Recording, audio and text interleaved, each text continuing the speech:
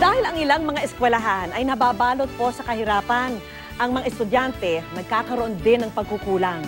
Kaya naman ang Good News Team ay namundok pa po para mamigay ng isa sa mga importanteng bahagi ng buhay eskwela, ang School ID.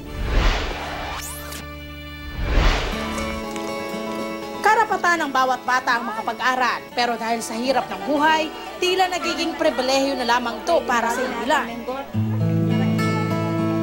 Sa mga batang namumuhay sa bundok at malayo sa kabiasnan, tila doble hirap ang makapag-aral. Tulad na lang ni Trina. Sa maliit na barong-barong na ito sa sitio Inigan, Rodriguez, Rizal siya nakatira, kasama ang kanyang ina na si Aling Rebecca at 3 miyembro pa ng pamilya. Nagpupursige si Aling Rebecca na mapagtapos ang anak. Pinapaaral namin sila ng maigi para magkaroon sila ng magandang kinabukasan. Pag galing sa school, gawa sila ng assignment. Tinuturuan ko siya gumawa ng assignment kung ano yun. Kung sa math, di naman ako masyadong marunong. Maano sa math marunong. Siya, maano siya sa math. Medyo marunong.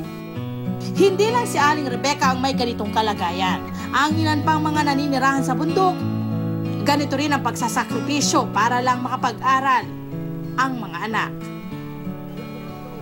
Tinatawid nila ang mga ilog at tinatahak ang ilang kilometro para makapasok sa eskwelahan. Kahit gaano kahirap ang buhay, tumatawid kami ng ilog na malalim.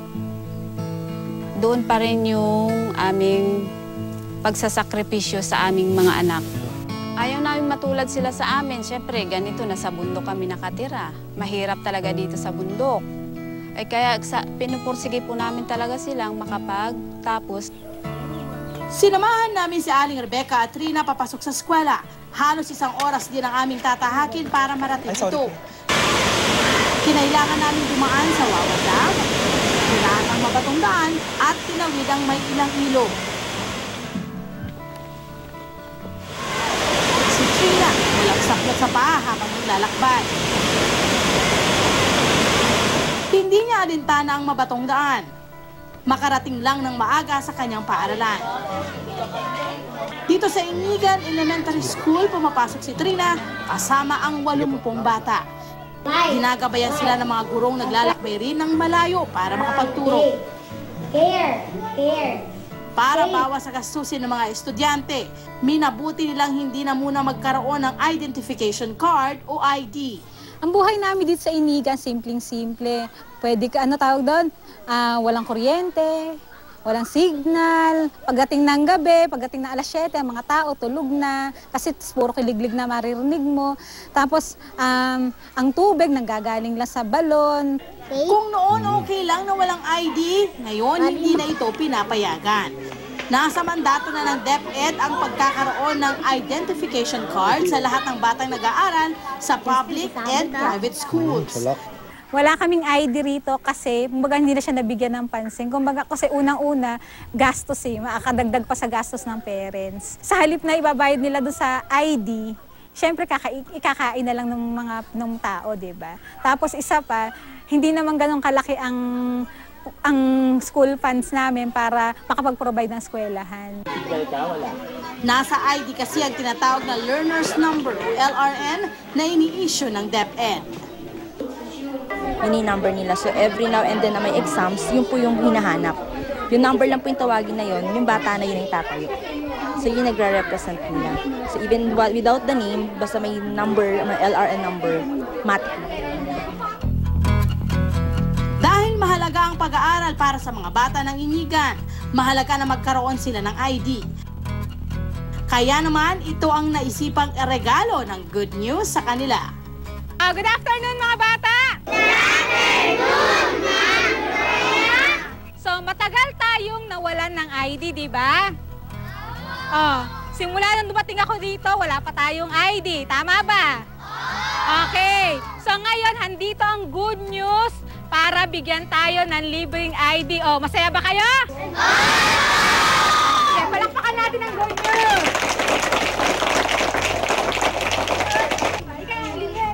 Okay, Pila na kayo at simulan na ang picture-picture. Kinder! Grade 1, grade 4, 5, and 6. Ang mga bata tila mahiyain pa sa kanilang picture-taking. Palibhasa, first time nilang makaranas nito, kaya ang mga teacher at magulang, todo asikaso rin. Mais lang tayo, huwag dumikit din sa ano. Diretso lang gano'n. Ayan, parang sundalo lang ha. 1, 2, and smile! Mahiyain man ang kanilang mga ngiti, bakas naman ang saya sa kanilang mga mukha. Next! Thank you! At hindi lang mga bata ang aming binigyan, maging ang mga guro, meron ding libreng ID mula sa Good News. Matapos ang picture taking, kami na rin ang bahala sa paggupit ng mga letrato, pagdikit sa mga ID, paglalaminate at paglalagay ng lanyard. Ang mga bata, hindi mapigilan ng excitement. Matapos ang pagdidikit, tulali na ang mga ID. Suot. Kabila. Yes. Kanya-kanyang pasikat ang mga bata matapos matanggap ang kanilang mga ID. Angelica. Masaya po ako dahil ngayon lang po kami nag-ID sa buong buhay ko. Ngayon lang po kami nagkaroon ng ganito na ID. Maraming salamat po sa Good News, sa libreng ID. Maganda na may ID na yung mga bata kasi meron na silang identification at the same time yung LRA na tinatawag at that age, na yung level din nila, ma-memorize na nila kasi importanteng alam nila yung LRA. Hindi rin may pinta ang galak sa mukha ni Aling Rebecca nang matanggap na ni Trina ang kanyang ID. Siya pa ang nagsuot nito sa kanyang anak. Masaya po. Maraming salamat po sa Good News. Ang ID sa eskwela ay hindi lamang paraan ng pagkakakilanlan sa mga estudyante. Higit pa rito, isa itong pagkilala sa pagod at hirap ng mga estudyante na nangangarap ng magandang kinabukasan. Naway makatulong ay binigay naming mga ID sa pagpapatuloy ng mga bata sa kanilang pag-aaral. Sa aming simpleng sorpresa, sana'y nabuhayan sila ng pag-asa.